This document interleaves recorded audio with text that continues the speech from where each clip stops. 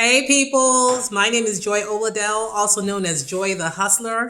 Welcome to the secrets to boosting your credit score in 30 days. You will experience a boost in your credit score by learning some secrets and tips that I share with you in this video. Why do you need to boost your credit score anyway? Because your good credit, your excellent credit, it's what opens doors.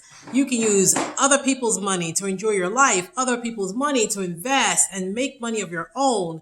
You can use other people's money to purchase a home for yourself, to purchase investment properties and make profit off of it. It tells your landlord that you will pay rent on time and you are the person that they should trust in renting out their property. It helps with decision making. In the case of a landlord-tenant relationship, some employers use credit reports also to determine whether they should even hire you. Insurance companies use your credit report for underwriting purposes to determine premium rates. My excellent credit of over 800 is why I got $1 million loan, over $1 million loan to buy real estate. And I keep guarding my credit report and my credit score like a hawk. But I have to tell you though, it hasn't always been that way.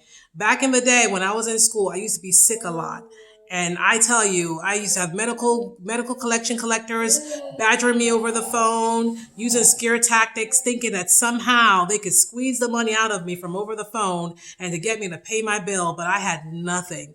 I remember I would hang up the phone feeling so depressed, talk about mental health challenges. I had it. Lucky enough for me and for all of us, our bad credit accounts, they fall off after 7 years.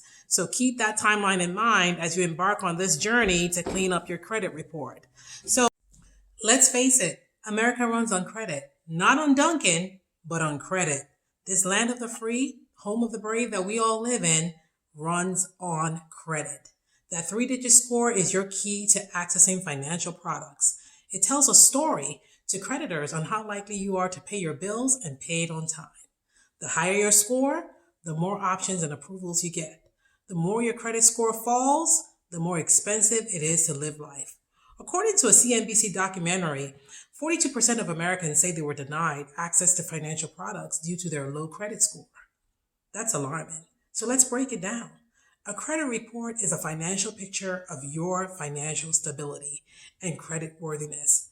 It lists any credit accounts that you've opened or closed in the last 7 years.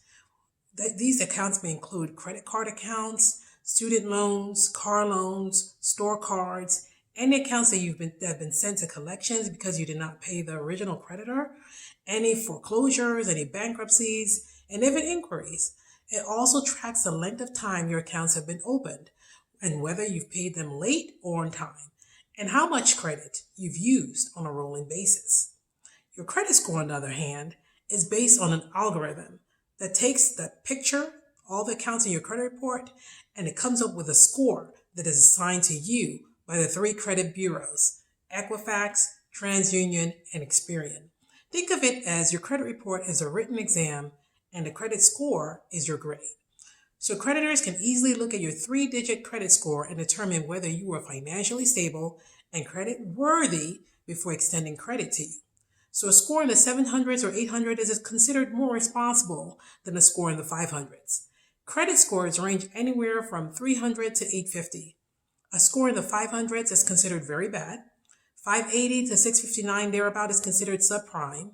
The national average is between 710 and 720, while the elite level is between 780 and 850, and this is where you want to be, in that elite range.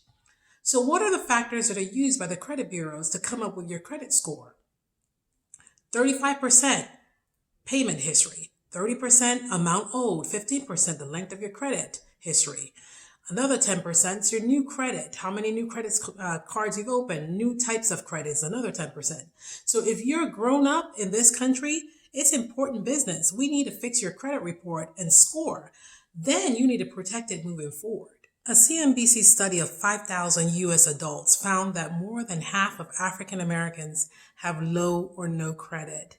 That's 54% African Americans, 41% Hispanic, 37% white, 18% Asian American have low or no credit. So if you're an immigrant or new graduate who has no credit cards, you need to start building your credit history now. 19% of Americans have no credit and are deemed unscorable. It is time to build your credit history. Please understand this is not to get you into debt, but to establish your financial stability and credit worthiness. So you're here because you want to increase your score and improve how your credit report looks.